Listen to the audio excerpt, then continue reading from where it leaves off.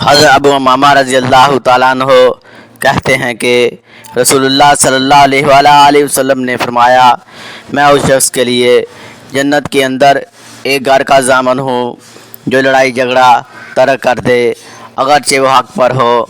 اور جنت کے بیچوں بیچ ایک گھر کا اس شخص کے لیے ضامن ہوں جو جھوٹ بولنا چھوڑ دے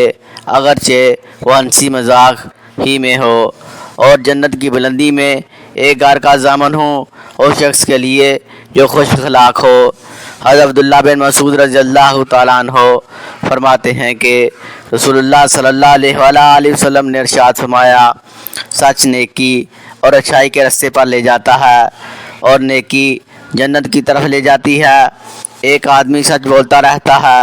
حتیٰ کہ وہ اللہ کے ہاں صدیق لکھ دیا جاتا ہے، اور جھوٹ فسق و فجور کی طرف لے جاتا ہے، اور فسق و فجور جہنم کی آگ کی طرف لے جاتا ہے۔ اور ایک آدمی جھوٹ بولتا رہتا ہے حتیٰ کہ اللہ کے نزدیک اسے کذاب لکھ دیا جاتا ہے۔ مزید اچھی ویڈیو کے لیے چینل سبسکرائب کریں، ویڈیو کو لائک اور شیئر کریں، اپنی رائے کا کمنٹ میں اظہار کریں۔ شکریہ۔